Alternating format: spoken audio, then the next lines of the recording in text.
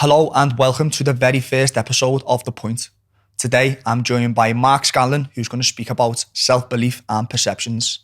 Mark is an ex-UFC fighter, entrepreneur, businessman, family man, and my good friend. Mark, how are we? Thank you very much. Nice to be here, Sim. Thanks for coming on. What's happening? All good, yeah. So let's get to it. Self-belief, where does it come from? A lot of it is from your upbringing. We speak a lot, don't we, about like conditioning and things like that. Now, everyone is a product of their environment. So you can download positive beliefs and negative beliefs. But pretty much, I'd say a large part of who you are right now, who I am and who you are, is based on what we believe to be true, based on our worldview and how we see things, really. So if I had to sum it up, that's pretty much what are the... Yeah, that is your beliefs. So do you think, like, obviously, I know we spoke about this a lot, but how do you think that your beliefs affect your behaviour? Well, if you think about your beliefs in the sense, there's different types of beliefs, but if you say your dominant beliefs is what you're programmed from actually before birth. So they play a massive part in controlling the way you think and how you see things, your perceptions, how you perceive things.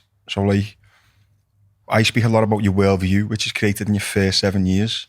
So you're in a lower brain frequency in the first 7 years, which is very similar to hypnosis, or is actually a hypnotic state. So while you're in that state in the first 7 years, you're downloading your environment, which means basically information, ideas, everything what you see, what you hear, what you smell, what you taste, what you touch, creates your view of the world.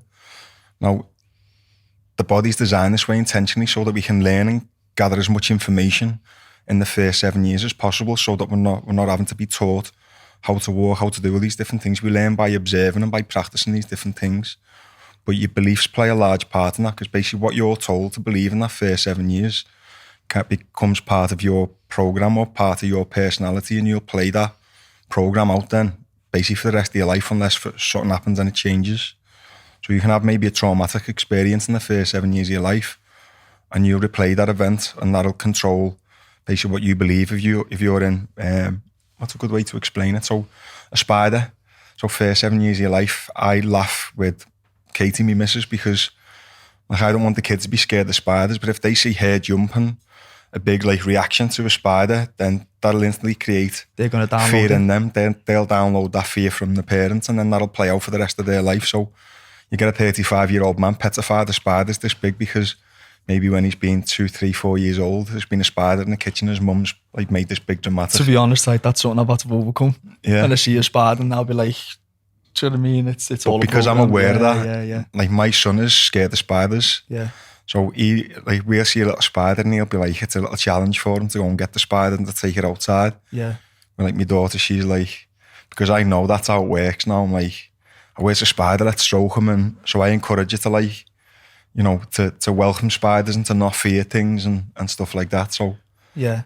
So just in terms of like, obviously the first 7 years of your life, how important that is, you're downloading all this information that, you know, potentially like impact for the rest of your life. Like, I know you've told me a few little things that you do with Esme, but like one of the things that you said to me that sort of stuck with me is like about to putting a coat on, going out in the cold. Just like... Yeah, so we speak about like basically your perception, how you perceive things. So if you perceive rain and cold weather and things like that instantly to create, no, there's the rain. Well, I attach sickness and colds and things to wet weather and to the rain, then your body's actually capable of creating the sickness just through your perception that you'll get sick if you get caught out in the rain. So again, I'll encourage my daughter to play in the rain if she wants to wear a coat, because she's cold. She's more than capable of understanding that I'm cold. I want to put a coat on. I don't need to tell her, you need to put a coat on, because if you don't put a coat on, you'll catch your death of cold, which is what a lot of parents do out of love and with the right intentions. But at the same time, they don't understand that the power in that, especially in the first 7 years, is then teaching that child that anytime they get caught in cold or wet weather, their body can actually start to create a cold. Yeah. So it's like, you know, we practice the cold showers and things like that intentionally to build up resilience in the immune system and things.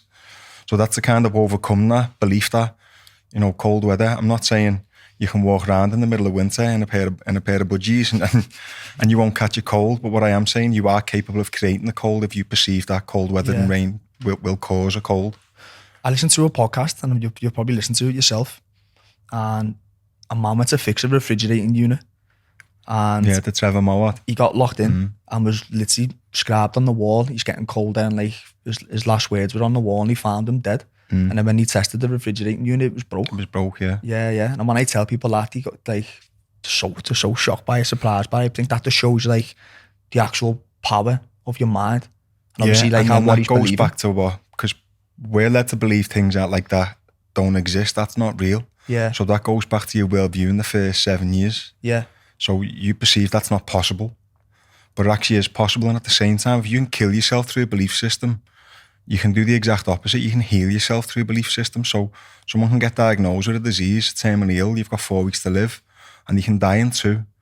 Someone can get diagnosed with basic cancer and say you've got 4 weeks to live, and they don't accept that. They might change their diet and do all these things, but really, I think the key is they don't believe that that's going to happen. They'll say, no, not me. That's not for me. I've got this reason to live, that reason to live. I've got kids and all these various things. I'm not going anywhere. And if you to ask a doctor who would he basically bet his money on surviving, it's always going to be the person who believes that they'll overcome whatever the disease or the sickness is. But like we spoke, haven't we, and what actually led me to this belief and opened my eyes was when I met Brian, who's a mutual friend of ours, and I call him like the brain man Brian, because he knows more than all of us put together.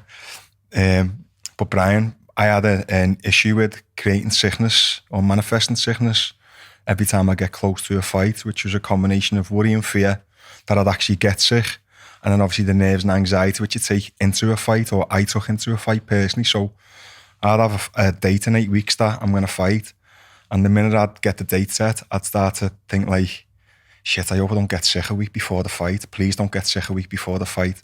And I'd be thinking that way up until like a week before the fight, and then I'd have a chest infection. Numerous times I had to pull out the fight and go into hospital on antibiotics. And basically what I was doing was manifesting the opposite of what I consciously didn't want to happen, if that makes sense. So I'd be worrying over the fight, over actually getting sick a week before. But really what I was doing was predicting when I was going to get sick by putting all my attention and my focus on getting sick at a certain Basically time. telling yourself that's when you were going to get sick. Yeah.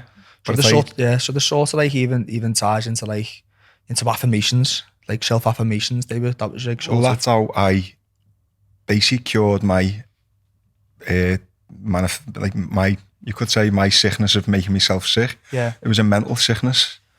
So once I realised it was a mental issue and I predicted when I was going to get sick through having a conversation with Brian, what happened, I'd been out of fighting for a couple of years and got an opportunity to go to Brazil and have a couple of fights in a short period of time. So my conversation with Brian was, and I was only really new to all this kind of stuff at the time, I'd had a couple of conversations with Brian. I was like, Brian, I'm concerned now, I'm going to go to Brazil.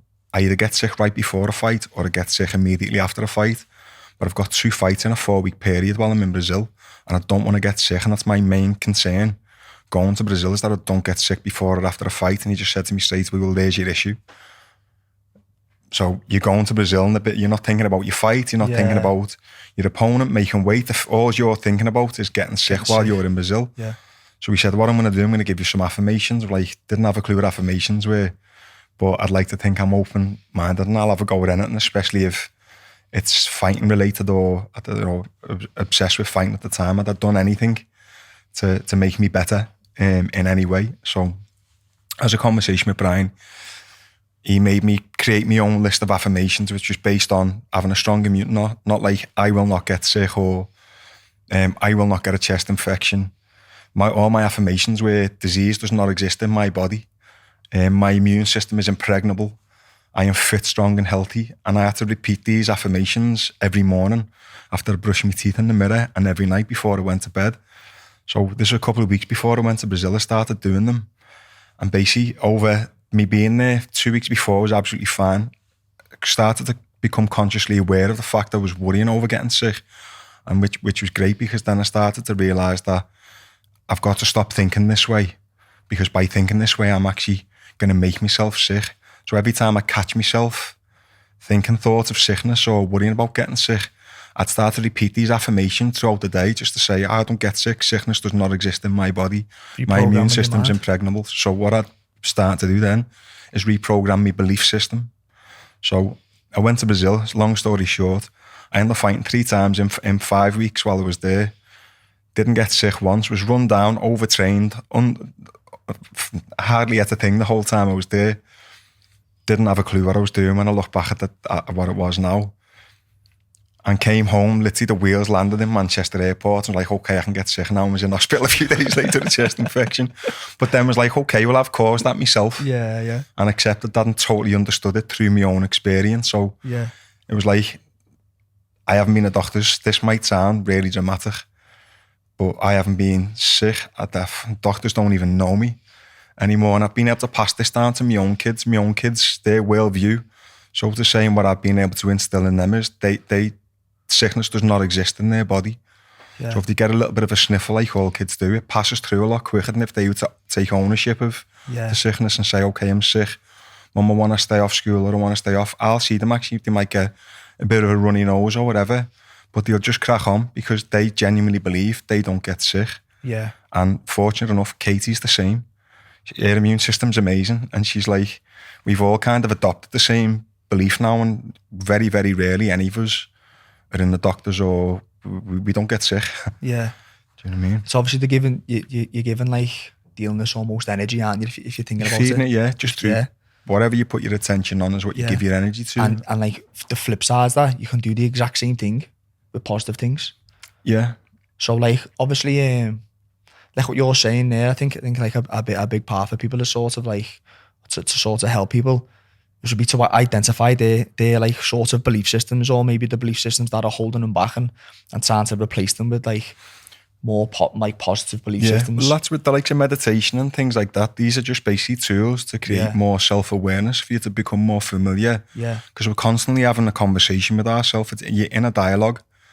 So your external reality for me is just an expression of your inner dialogue, the conversations which you have with yourself. Neville Goddard, someone who, you know, there's a book over there which I brought in. I'm a big fan of Neville Goddard, but he speaks a lot about how your beliefs and your inner dialogue affect your external reality. Yeah.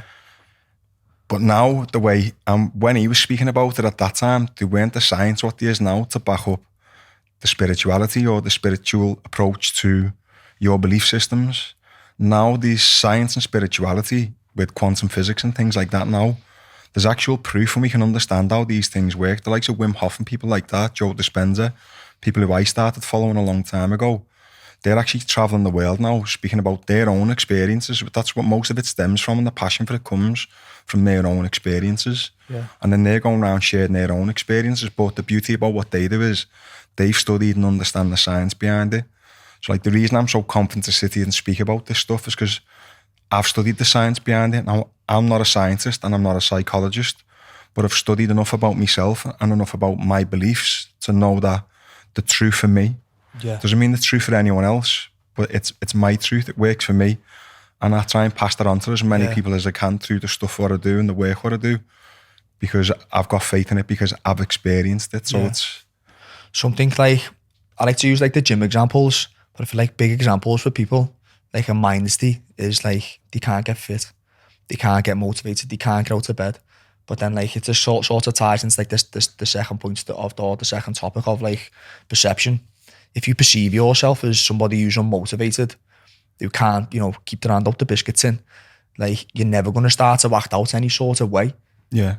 Different to that, because you're already perceiving yourself as the person who can't go to bed, motivated, can't go to the gym. So but like that's you're your never self-image. So you're never going to start to align with anything different, are you? No. Yeah. But that's how you see yourself.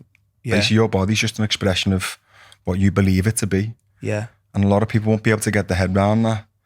But, you know, we have different standards, or it's actually a paradigm, a different paradigm. It's just your multitude of habits, which is what a paradigm is basically a reflection of what you believe about yourself. So you're telling yourself this story every single day about who you are, and that's playing out in your actions, in your daily routines, in your, the stuff, basically what you do.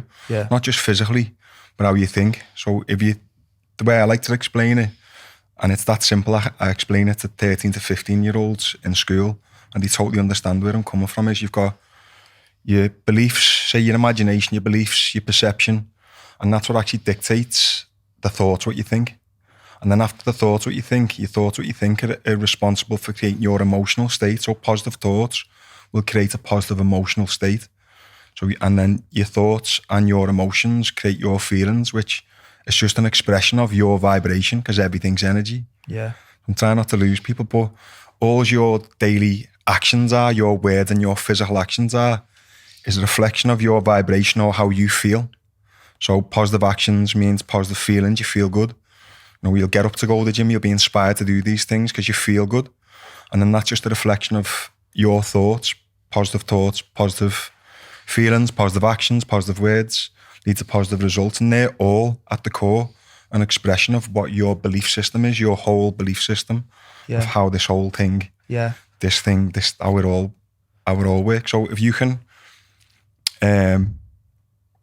help someone, if someone's got negative beliefs, so to say, so they're programmed, you know, they've had negative parents, they've had negative teachers, they've grew up in maybe an area where, you know, there's deprivation or there's poverty and things like that, then in general, most people who grow up in them circumstances will believe they're only capable of achieving certain things, but they'll base that on everyone who they see and everyone who they listen to and what other people's experiences have been, and that'll play a massive factor in their own, how they see the world basically, and how they see the world will be reflected straight back to them. Yeah. Limits. Have you got limits? To a certain degree, everyone's capable of only, like if I was to say to you now, Tom, I'm going to go outside and fly. Yeah. Obviously, I'm not going to go out and fly. Yeah. Everyone's got a potential. And I think that's what your goal really through the work and the type of stuff what we do is keep pushing your limits, because you never actually know what your potential is unless you push yourself as far as you can go. I'm not saying kill yourself, but at the same time, like the likes of Goggins, who I like, don't agree with everything what he says, but one thing I like is he says, and he's put a statistic on it, once you think you're at your maximum, you're only 40%. Now, that's obviously different for everyone. There'll be people who quit on 20%. I'd like to think I quit on 100, or I just don't quit. That's like, done it before and I'll never do it again because I know how that feels. So I think it's not, you know, I can't say we're limitless, but your individual potential, you'll never know how far you can go and how far you can push it unless you're actually really trying. That's going to mean, you know, we hear this thing, everyone's saying, you've got to get uncomfortable, you've got to do uncomfortable things. The reason you've got to do uncomfortable things is they actually teach you to keep pushing past your limits. You know, cold showers. Definitely. I can't get a cold shower. You know, I don't like them, they're uncomfortable. Well, go and experience one, do 30 seconds. And then the next time you get in, do a minute. And then before you know, you're doing 5-6 minutes in an ice bath. But 6 weeks ago, you didn't believe you could even do 20-30 seconds. And that's what, it just helps build up that mental resistance and resilience. And, you know, what helps you, it teaches you to like overcome mental obstacles. You know, all these obstacles, they're not physical. The mental obstacle is what we believe we're not capable of doing or we've been told we can't do.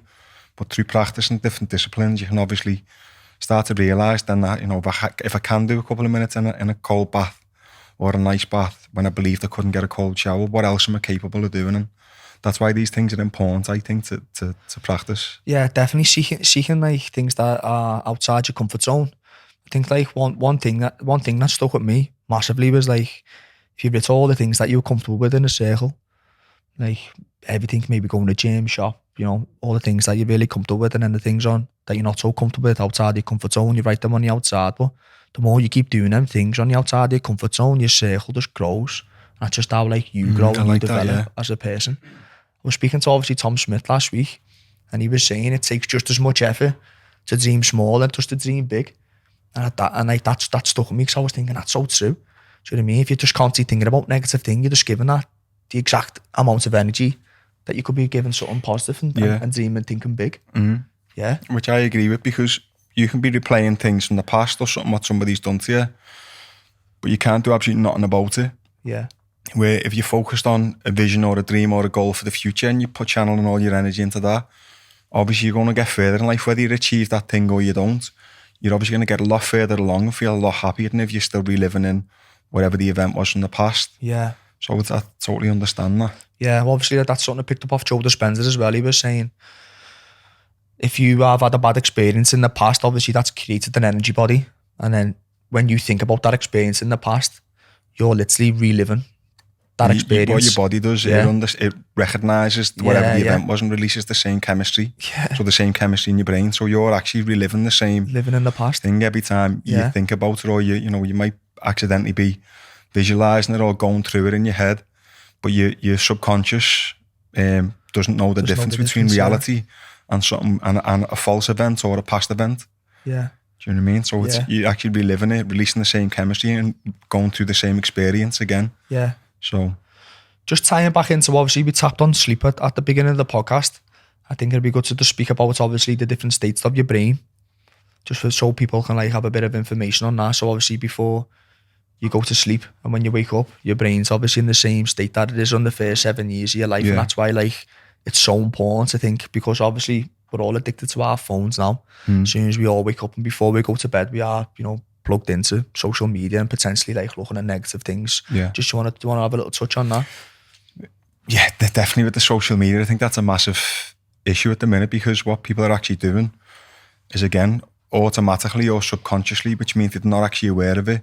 People are spending 6, 7, 8 hours a day on a phone. So what they're doing by spending 6, 7, 8 hours a day on a phone is they're actually giving control away of what they're programming their mind with. So if you imagine you go and take a phone now and you start scrolling through, you've got wars in fucking all over the place. You've got this other thing which has been going on for the last couple of years, still being spoke about. Obviously the Queen's just passed away. It's like it's bombarding you with negative news, and then you've got people comparing their lives to all these celebrities and everyone else's highlight reels, and people are spending literally, without realising it, 6, 7, 8 hours a day just swiping, just doing this. And what they don't realise they're doing, they're basically downloading information to the subconscious mind, which is then going to replay out in the, in how they feel, in how they speak, and how they act. And it's like they're basically giving away all control over the mind. Yeah. And they're just plugging into this device, or they're plugging into the TV and all these other things, without realising the effect that that's going to have on, not just taking into account the spending all the time on these things, and they could be putting that time into other things. That's actually dictating how they feel in general. I don't watch any news. I have a limit, 45-minute timer every day on me Instagram, so anyone who messages me and I can't get you back, I've hit my deadline for the day and I apologise. But you've got to literally learn to manage yourself in that way, because if you don't take control over it, take conscious control over what you're doing, where you're putting your attention, how much time you're spending, then you can't expect to get anywhere. If you're spending on average, say, which is very easy for people to do, 4 hours a day on Instagram, and you're just scrolling nonsense, well, you're losing between Monday and Friday, you're losing 20 hours. Yeah. Imagine you channel 20 hours into anything positive. Imagine you put it into your missus or your kids or work, you'd earn more money. Family, your relationships would be better. Yourself, you'd be in fitter, better health. If it was learning, you'd obviously get a fucking degree in no time. So it's, but people now, the way we're programmed, so to say, and the way things are in general is, you've got everyone just addicted to these phones, and they don't realise that that's having an effect over everything. The information what goes in here is always going to be expressed through how we feel and what we do. And that's pretty much going back to brain states and stuff like that. When we sleep, yeah, well, when you're busy and you're on your phone every 5 minutes and you're jumping from this thing to that thing to that thing, you're teaching your mind to get distracted. You're in a brain state called high beta, which is a little bit like when you're in high beta, that's like, it can be a state of stress to a certain degree. But as you come down through the brain state, so like you come from high beta to beta, beta's like just what we're in now, maybe speaking. Then you come from beta, you come down into alpha, which is a lower frequency, so to say. In alpha, you'll learn, you'll be more relaxed. You can actually take more information on. Theta is like a state of hypnosis, so you're automatically just downloading whatever information's going in. Like Vinnie Shawman's a good friend of ours and an absolute a great fella. Vinnie probably know more about this stuff than I do, but Vinnie will tell you, he'll put you into a theta state and then he'll reprogram a belief. So what he's doing with the likes of hypnosis, because theta is a hypnotic state, is he'll put you in theta, and then he'll change your beliefs over. Just say it was smoking, just mightn't be a great example, but he'll basically program your belief that you don't smoke anymore, or you don't like smoking. Maybe it's eating fast food or junk food. They'll put you in a theta state to reprogram your belief systems. And then going back to what we said before, that's a state you're in naturally, in between being maybe 3 or 4 up until 7 years of age. And then the lower frequency then is what you're in when you're asleep, is delta. So delta's like dream. That's like you're fast asleep when you're in delta. And babies are actually in that for the first year or 2 of their lives. So they're actually in a state of sleep, which just means they're just literally taking everything, just coming into them. Do you know what I mean? Yeah. But a good technique, what a lot of people teach is, as you're waking up in the morning and as you're going to sleep, you're actually moving through these different states. It's like affirmations and things like that is a good thing to do right before you go into bed. Because if you like play a recording or you've got affirmations, you're repeating them affirmations as you're drifting into sleep, you're actually reprogramming your subconscious automatically as you're falling asleep. And then you can play them out as well while you're in delta, while you're actually asleep. You can still be replaying again automatically the different affirmations or, your goals, whatever it is, can be a to-do list for the next day. I think big thing for me is obviously before like something that I try and practice every single night is before I go to sleep is like think of everything positive, most positive things I can in my life. And obviously the thing that I got off you is show 3 things that you're grateful for that have happened in a day, which if you think about it, there's usually well more than 3. Yeah. And then every morning, as soon as I wake up, the first thing I do turn my phone on. It's just, I meditate. So I'll straight away and meditate, and I get straight into my affirmations. But like what you're saying, if your brain's in a different state there, so I'm downloading positive, good information. And I think I personally feel a difference. And I'm sure everybody can vouch for this who does the same thing as like yourself. You're up the crack of dawn as well, aren't you? Listening to the good stuff. How different you feel from waking up with your day, with discipline, getting up out of bed, start your day with your meditation, your affirmations, your bit of exercise, whatever it may be. How different you feel from doing that to maybe like skipping your alarm and missing and getting up a bit later out of bed. How you start your day, it's like being in an 100-meter sprint. If you get a good start, then obviously you're going to get a better time than if you have a bad start. That's common sense. Yeah. And a very simple way to put it. Yeah. But basically what you're doing by getting up early in the morning and creating that window just dedicated to improving yourself and making yourself feel better. Like we both listen and send each other videos and audios and read books and things like that. You're just reprogramming your subconscious mind to think a certain way. So if you're getting up last minute and the first thing you do is come down while you're drinking your cup of tea and getting dressed, you're watching the news and you're seeing all this negative shit on the news, then obviously that's going to play into your day because you're just wiring your brain to just be looking out for negative things all day, to think negatively. And in doing so, then you're just attracting more things to complain about, more negative situations. As opposed to if you get up in the morning, you practice 10 minutes meditation or, becoming more self-aware, then you do your 45-minute hour cardio, which I do every morning, basically listening to audio books, positive information, nice, like inspirational stuff, motivational stuff which really, gives me loads of energy. Even watching other people who've come from similar or worse backgrounds than me achieving amazing things, just as a reminder, like if they can do it, I can do it. Definitely, yeah. This kind of stuff has a massive impact, and you take that then into the rest of your day. And basically, in a nutshell, all you're doing is giving yourself the best possible chance to have a good day. Yeah. By having a great morning. Yeah. And the reason why the likes of myself and so other people get up early is because if you get up at a certain time, then your environment then is influenced by the people who you bump into.